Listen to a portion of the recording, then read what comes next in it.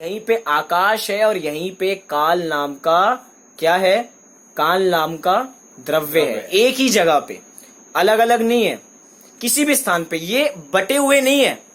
मतलब कि ये मैंने बनाई मुट्ठी, सबको दिख रही है, इस मुट्ठी में ही जीव पुद्गल धर्म अधर्म आकाश काल छह द्रव्य इसमें आ गए। ऐसा नहीं है कि इस उंगली में जीव है, दिखाया तो मैंने ऐसा ही था कि ये जीव, ये पुद्गल, ये धर्म, लेकिन ये तीनों ऐसे बटे हुए नहीं है। ये पूरा जीव पुद्गल धर्म अधर्म आकाश काल ऐसे छयों के समूह, इन सबका समूह विश्व है। एक और चर्चा इसमें हम समझेंगे कि मात्र लोकाकाश क्या है। कुछ लोग समझ रहे होंगे छह द्रव्यों के समूह को कहा, तो कुछ ज्ञानी लोग या जो हमने पहले से पढ़ रखा होगा, तो एक अलोकाकाश भी होता है, एक होता है लोकाकाश और एक होता है अलोकाकाश। तो अलोकाकाश में तो छह द्रव्य नहीं होते, अलोकाकाश में तो मात्र एक द्रव्य होता है, और वो एक द्रव्य कौन सा है, मात्र एक आकाश है। आकाश मतलब लोक और अलोक के आधार पे ही ये आकाश नाम का द्रव्य बढ़ गया, लोकाकाश और अलोकाकाश। तो अलोकाकाश के अंदर तो छह द्रव्य नहीं है, उधर तो बस एक ही द्रव्य है। कौन सा द्रव्य, आकाश द्रव्य। तो भैया ये जो परिभाषा बनाई गई है वो अपने प्रयोजन के लिए बनाई गई है। हमारा प्रयोजन अलोकाकाश को जानना नहीं है, अलोकाकाश को जानने से कोई लाभ भी नहीं है। लाभ किसको जानने से है, लोकाकाश को। इसीलिए लोकाकाश के अंदर सारे द्रव्य पाए जाते हैं, छह द्रव्य पाए जाते हैं। जहां पे हाथ रखो, हम स्वर्गों में चले जाएं तो वहां पे भी छह द्रव्य हैं, नरक में चले जाएं वहां पे भी हैं, इस मध्य लोक में आ जाएं वहां पे भी हैं। हमारे हर जगह छह द्रव्य हैं। इसीलिए कहा छह द्रव्यों के समूह को विश्व कहते हैं। इसका क्रम से हम विस्तार बाद में जानेंगे जब इनकी परिभाषा आएंगी कि जीव किसे कहते हैं, पुद्गल किसे कहते हैं। एक एक शब्द में हम समझ लेते हैं। जीव जो जानता देखता है उसे जीव कहते हैं। पुद्गल ये जो जानता देखता नहीं है, अर्थात जिसमें स्पर्श रस गंध वर्ण ये सब पाया जाए उसे पुद्गल कहते हैं। धर्म द्रव्य किसे कहते हैं, एक तरीके से गमन हेतुत्व। गमन हेतुत्व समझ में नहीं आया होगा, तो जीव और पुद्गल को जो गमन कराने में सहायक हो, गमन कराने में निमित्त हो, उसे धर्म द्रव्य। अधर्म द्रव्य किसे कहते हैं, जो जीव और पुद्गल द्रव्य को स्थिर कराने में निमित्त बने, आकाश द्रव्य। ऐसे ही छह द्रव्यों को अवगाहन देने में जो निमित्त बने, और जो काल द्रव्य है वो परिणमन में जो निमित्त बने उसको हम कहते हैं काल द्रव्य। यथा समय और यथा प्रश्न जैसे जैसे आगे बढ़ते जाएंगे इसका विस्तार हम वहां पे जानेंगे। तो ये हमने समझा हमारा पहला प्रश्न। क्या प्रश्न दोहराता हूं, फिर उत्तर, फिर अगले प्रश्न पे चलेंगे। पहला प्रश्न है विश्व किसे कहते हैं। तो इसका उत्तर दिया छह द्रव्यों के समूह को विश्व कहते हैं। सबको याद हो गया। एक मेरे साथ रिपीट करेंगे तो आपको अभी याद हो जाएगा, आपको अलग से याद करने की जरूरत नहीं पड़ेगी। चलते हैं हम अपने अगले प्रश्न की ओर। प्रश्न नंबर 2, द्रव्य किसे कहते हैं। एक और मैं बात बता दूं इस प्रश्न के उत्तर पढ़ने से पहले, ये जितने भी प्रश्न हैं, जैसे कि अगर हम टोडरमल जी की शैली से परिचित हों, तो टोडरमल जी की एक शैली है कि जैसे जैसे हम मोक्ष मार्ग प्रकाशक ग्रंथ उनका पढ़ते जाएंगे, जैसे हमें कोई भी जिज्ञासा खड़ी हुई, कोई भी हमें शंका हुई, तो अगली ही लाइन में उसका समाधान हमें मिल जाता है। क्या कहा, अगली ही लाइन में हमें उसका समाधान मिल जाएगा। मतलब कि एक मनोवैज्ञानिक दृष्टिकोण से वो मोक्ष मार्ग प्रकाशक ग्रंथ लिखा गया है। मनोवैज्ञानिक माने कि उनको पता है कि सामने वाले के मन में क्या प्रश्न उठने वाला है। अगर उन्होंने कोई शंका उठाई और उसका समाधान दिया, और समाधान में कोई शंका हो जो सब लोगों को होती है, तो वो अगली पंक्ति में ही वो प्रश्न शंका रखते हैं, उसका समाधान भी स्वयं कर देते हैं। ऐसे ही यहाँ पे क्रम से एक एक प्रश्न से जुड़ा अगला प्रश्न आता रहेगा। देखिए पहला प्रश्न था विश्व किसे कहते हैं, तो उधर का छह द्रव्यों के समूह को विश्व कहते हैं। तो पूरी पंक्ति में एक शब्द आया द्रव्य।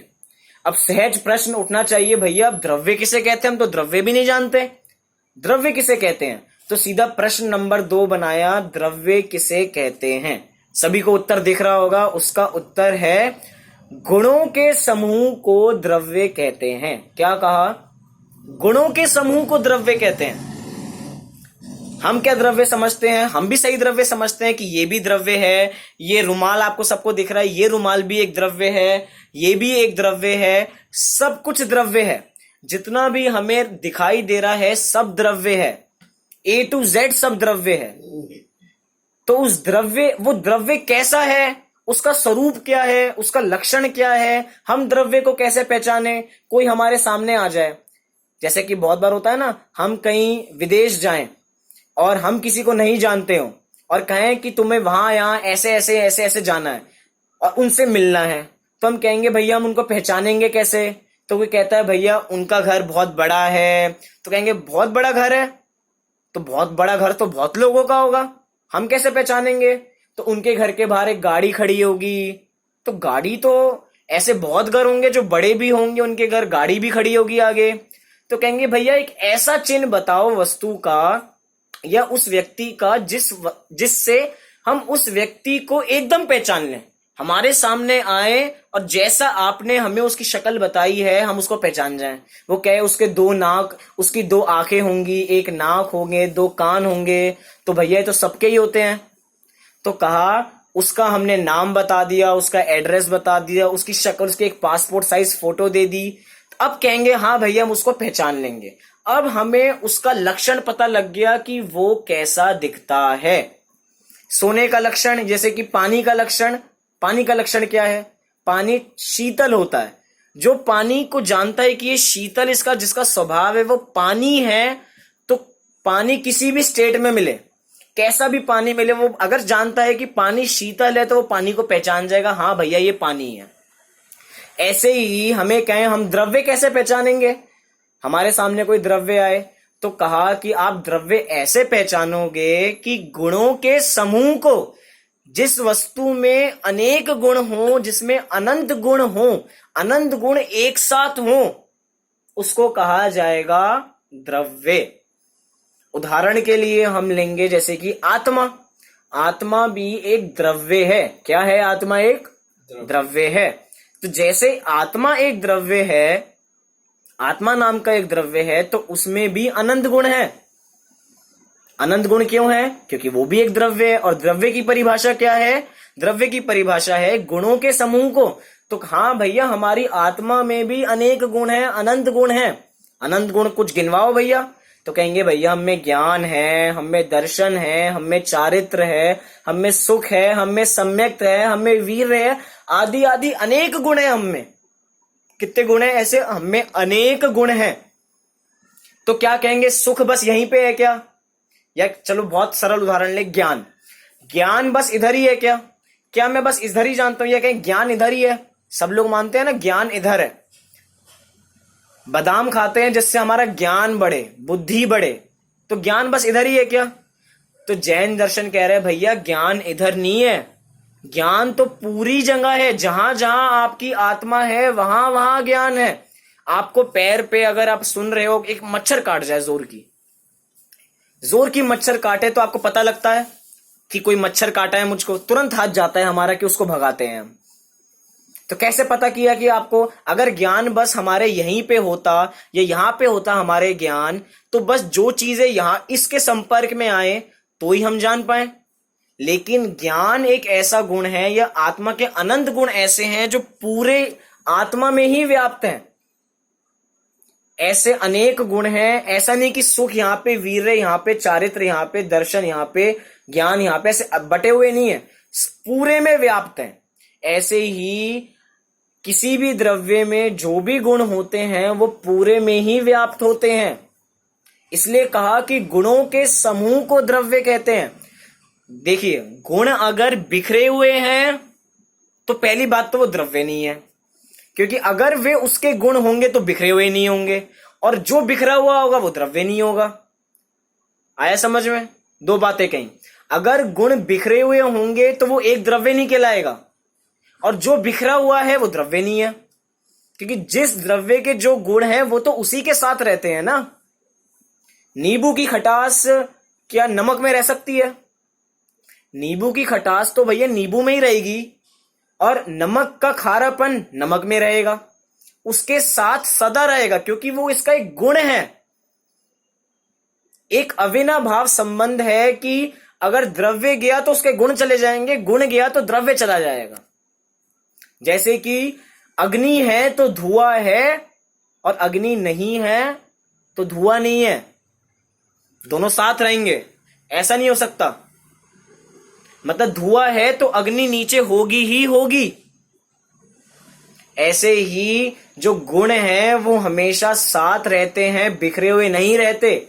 इसको हम आगे भी एक सामान्य गुण में पढ़ेंगे। तो कहा कि गुणों के समूह को द्रव्य कहा जाता है। अगर आप भी एक मनोवैज्ञानिक दृष्टिकोण से सोचते होंगे तो आपको बिना पढ़े ही अगला प्रश्न समझ में आ गया होगा कि अगला प्रश्न क्या होना चाहिए। क्या किसी को समझ में आया? जिनको आ गया वो अपने लिए तालियां बजाएं, और जिनको नहीं आया उसके लिए अभी हम देख लेते हैं कि अगला प्रश्न हमारा कौन सा है।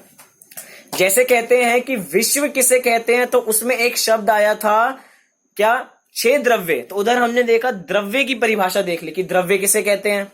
अब जब हमने पढ़ी द्रव्य की परिभाषा तो उसमें एक नया शब्द हमको सुनने को आया, गुण। क्योंकि परिभाषा बनी थी ना, गुणों के समूह को द्रव्य कहा जाता है। क्या कहा जाता है? गुणों के समूह को द्रव्य कहा जाता है। क्या इसमें नया शब्द आया? समूह। समूह तो पहले भी था, तो हमारे सामने शब्द आया गुण। तो एक हमारे मन में जिज्ञासा उठेगी कि अब गुण किसे कहते हैं, उठेगी। तो इसी को लेके हमारा तीसरा प्रश्न क्या है? हमारा तीसरा प्रश्न, गुण किसे कहते हैं, क्या है? आप सब डायरी पेन लेके बैठे हो तो आपको जो इंपॉर्टेंट लगे आप वो साथ साथ लिखते रहिए, और जो समझ में ना आए उसको तुरंत नोट कर लीजिए, जिसको समझने में आपको बाद में आसानी हो। और मैं जरूर कहूंगा कि जो समझ में ना आए जरूर पूछें, और अगर सब समझ में आए तो वो भी बताएं कि हाँ आपको सब समझ में आ रहा है, कि मैं भी समझूं कि सामने वाले सारे श्रोता प्रबुद्ध हैं, सब ज्ञाता हैं, सबको सब समझ में आता है। क्योंकि हम सब संगी पंचेंद्रिय हैं, बहुत सरल बातें यहाँ पे लिखी हुई हैं। तो हमारा तीसरा प्रश्न है, गुण किसे कहते हैं। तो अगर आपने उत्तर देखा हो तो उत्तर दिया कि जो द्रव्य के संपूर्ण भागों में और उसकी संपूर्ण अवस्थाओं में व्याप्त होता है उसे गुण कहते हैं। पूरी परिभाषा में 2 पॉइंट। अगर हम इसको पॉइंट वाइज याद करेंगे तो हमें बहुत जल्दी याद होगा। नोट्स बना लें हम इसके भी, कि अगर हमसे पूछा गुण किसे कहते हैं तो याद आना चाहिए हाँ इसमें 2 पॉइंट थे, कि जो द्रव्य के संपूर्ण भागों में पाया जाए, पहला पॉइंट नंबर 1, जो द्रव्य के संपूर्ण भागों में पाया जाए, पॉइंट नंबर 1। पॉइंट नंबर 2, जो द्रव्य के संपूर्ण अवस्थाओं में पाया जाए, पॉइंट नंबर 2। जो पहला पॉइंट क्या है? जो द्रव्य के संपूर्ण भागों में पाया जाए एवं जो द्रव्य के संपूर्ण अवस्थाओं में पाया जाए उसे कहेंगे हम गुण। एक तरीके से ये गुण का लक्षण है, गुण को पहचानने का लक्षण है। उदाहरण के लिए, बहुत सरल उदाहरण, हम रोज शक्कर खाते हैं, शक्कर, चीनी। उस चीनी में मिठास सबको आती है, सबको चीनी मीठी लगती है। या कोई भी पदार्थ हो जो चीनी के संयोग में आया हो, कहें कि पानी आ गया, या कहें हम हलवे में चीनी डालते हैं, या किसी भी पदार्थ में हम चीनी डालते हैं, तो हमें उस पदार्थ का स्वाद कैसा आता है? कहते हैं ना कि ये मीठा है। कैसे है ये मीठा? क्योंकि भैया चीनी का स्वभाव ही मिठास है। अब चीनी को आप कहीं पे भी प्रयोग करो, कहीं पे भी, माने आप चाहे उसको शिकंजी में डालो, चाहे आप उसको हलवे में डालो, उसका स्वाद क्या होगा? वो हमेशा मीठी ही रहने वाली है। अच्छा, इतना तो समझ में आया। चौथे काल में तो चीनी मीठी रहती होगी, 5वें में भी देख ही रहे हैं, 6वें में तो नहीं रहती होगी। 6वें काल तो बहुत निकृष्ट काल है। वैसे भी 6ठे काल में तो कुछ भी नहीं बचने वाला। 6ठे काल में चीनी मीठी नहीं होगी। क्या ऐसा होता है? भैया चीनी का स्वभाव है मीठा। चीनी जो द्रव्य है उसका गुण है मिठास, और वो मिठास उसके साथ सदा रहने वाली है। सदा माने क्या? सदैव रहने वाली है, ऑलवेज उसके साथ ही पाई जाएगी। मैं क्या हूं, चीनी को आप हर कोने से चखो। अगर मेरे पे विश्वास नहीं है तो खुद प्रैक्टिकल करो। कल सुबह उठ, अब तो रात हो गई, रात को मत टेस्ट करना, कल सुबह उठ के टेस्ट करना चीनी को फिर से। अब वो जो चीनी होगी चीनी को हर एंगल से टेस्ट करो तो वो हर एंगल से कैसी लगेगी? आपको मीठी लगेगी। तो हमारा पहला लक्षण गुण का घटित हो गया। गुण का पहला लक्षण है जो संपूर्ण भागों में पाई जाए, किसी भी भाग में हो, किसी भी भाग में, कोई सा भी भाग ले लो, वो कैसी पाई जाएगी? आपको मीठे पने का ही स्वाद देगी। तो जो द्रव्य के संपूर्ण भागों में पाया जाए, या कहें चलो उदाहरण दूसरा लें भाग को घटाने के लिए, ज्ञान। ज्ञान एक हमारा, हमने मंगलाचरण में देखा ना कि आत्मा ज्ञानम स्वयं ज्ञानम। तो जो ज्ञान है वो आत्मा में है। कब से है? सदा से है और सदा रहने वाला है। संपूर्ण भागों में है, संपूर्ण अवस्थाओं में है। मतलब कि एक पंक्ति आती है जिनागम में, जो निगोद में सो ही मुझ में सो ही मोक्ष मजार। जो निगोदिया जीव में है वो ही मुझ में है, और जो मुझ में है वही मोक्ष के जीवों में भी है। मोक्ष के जीवों में माने वही सिद्धों के पास भी है।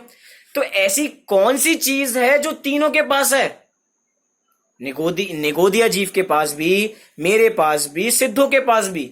तो कहते हैं भैया वो एक ज्ञान गुण है जो निगोदिया जीव के पास भी है, जो मेरे पास भी है और जो सिद्धों के पास भी है।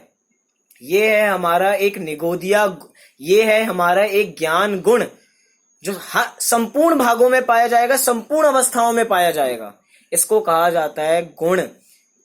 संपूर्ण अवस्था कैसे? चीनी एक द्रव्य है, चीनी शक्कर एक द्रव्य है, तो शक्कर को किसी में भी मिला लो वो मीठे पने का ही स्वाद देगी। नमक को किसी में भी मिला लो वो खारे पने का स्वाद देगी। कभी भी आपको उसका मतलब कि कभी भी आपको नमक कभी भी मीठे पने का स्वाद नहीं दे सकता। आया सबको समझ में? चलिए, हमने इतना समझा कि जो द्रव्य के संपूर्ण भागों में एवं संपूर्ण अवस्थाओं में पाया जाए उसे क्या कहेंगे? हम उसे गुण के नाम से जानेंगे। ऐसे जो गुण है, जो भी जिस वस्तु में जो भी गुण होगा वो उसके संपूर्ण भागों में पाया जाएगा और संपूर्ण अवस्थाओं में पाया जाएगा। एक समय भी ऐसा नहीं जाएगा कि वो गुण उस वस्तु से अलग हो जाए, उससे हट जाए। सदैव उसके साथ रहने वाला है। एक तरीके से मैं आपको कहूं, आपको अभी निडर कराता हूं 2 मिनट में। हमें बहुत डर लग रहा है, आजकल कोरोना वायरस बहुत चल रहा है। 3800 से ज्यादा मामले अपने भारत में हो चुके हैं, दिन पे दिन बढ़ते जा रहे हैं। तो ऐसे जैसे जैसे आंकड़े बढ़ते जाते हैं हमारा बीपी बढ़ता जाता है, हमें टेंशन बढ़ती जाती है, कभी हमें ना हो जाए, कभी हमें ना हो जाए। तो कह रहे हैं भैया तुमको कभी होने वाला नहीं है। जब जैसे ही आप जैन दर्शन का सहारा ले लोगे, जैन दर्शन को अपनी शरण बना लोगे, कहा था ना जैन धर्मोस्तु मंगलम, जैन धर्म मंगल कराने वाला है। तो जैसे ही आप जैन धर्म की शरण में आ जाओगे तो वो आपको निडर करा देगा। कहेगा कोरोना नाम का जो वायरस है भैया वो तो शरीर में होता है, वो जीव को छूता नहीं है, क्योंकि जीव में एक ऐसा गुण ही नहीं है कि एक किसी से एक दूसरे से स्पर्श कर जाए। जीव बिल्कुल उससे रहित है, 1% भी उसको स्पर्श नहीं कर सकता। क्यों? क्योंकि उसमें कोई ऐसा गुण ही नहीं है। आत्मा तो भैया अजर अमर है, कभी मरने वाली नहीं है। जो मरेगा वो तो भैया एक पर्याय है, पर्याय एक समय की है। कोरोना नाम का एक जो कोई भी XYZ जो भी वायरस हो, वो वायरस किसको होने वाला है? वो वायरस होगा आपके इस पुद्गल को, आपको एक समय भी स्पर्श नहीं करने वाला। कल्पना करके देखिए, आप कल सुबह उठें, आपको बहुत जोर से खांसी हो, आप डॉक्टर के पास जाएं, आपको कहे कोरोना है, आपको आपके परिवार वालों से मिलने ना दिया जाए, अब आप 14 दिन की जेल में है एक तरीके से। तो उस समय आप क्या विचारेंगे? क्या उस समय ये विचारेंगे मुझे कोरोना हो गया, मुझे कोरोना हो गया? ऐसे तो हम परेशान हो जाएंगे और वहीं पे पागल हो जाएंगे, मृत्यु भी हो जाएगी। हम उस समय ये विचारें ये कोरोना नाम का वायरस मुझे तो स्पर्श ही नहीं करता, मेरे से बिल्कुल रहित है। क्या मैंने आज तक इसको स्पर्श किया? मैंने मात्र इसका ज्ञान किया है। जैसे आत्मा में एक ज्ञान गुण है, तो ज्ञान गुण क्या काम करता है? मात्र जानने का काम करता है और कुछ काम नहीं करता। मतलब करने की जो हमारी कर्तृत्व बुद्धि है उसको हटाओ कि कोरोना मुझको कुछ कर देगा, कुछ नहीं करने वाला। हमको ये बस जैनियों की बात नहीं है, ये वायरस किसी को भी कुछ नहीं करने वाला है। शुरुआत में जो हमने चौथा श्लोक देखा था उसमें कहा था कि ये जो अज्ञान है उससे जीव परेशान है, अज्ञान से जीव परेशान है। जैसे ये अज्ञान मिट जाएगा जीव सुखी हो जाएगा, जीव ज्ञानी हो जाएगा। हमने माना कि मुझे कोरोना हो जाएगा, मैं मर जाऊंगा, या मुझे कोई भी बड़ी से बड़ी आपदा, हमें पता लगे हमें कैंसर है और कैंसर की हम 4थी स्टेज पे हैं, तो डर लगना चाहिए? डर नहीं लगना चाहिए। क्यों? क्योंकि ये तो मुझे होता ही नहीं है। किसको होता है ये तो होता है शरीर को। ये मुझे बिल्कुल भी होता ही नहीं है, मुझे स्पर्श ही नहीं करता है। ना कल स्पर्श किया था, ना आज स्पर्श किया है, ना भविष्य में करने वाला है, और किसी भी द्रव्य को स्पर्श नहीं करने वाला। वो उसी में रहने वाला है, किसी द्रव्य को रंच मात्र भी स्पर्श नहीं करने वाला है। ये जैन दर्शन की देन है जो हमें निडरता सिखाती है, निर्भय होना सिखाती है, भय रहित होना सिखाती है। इसीलिए हम भय से रहित होवें।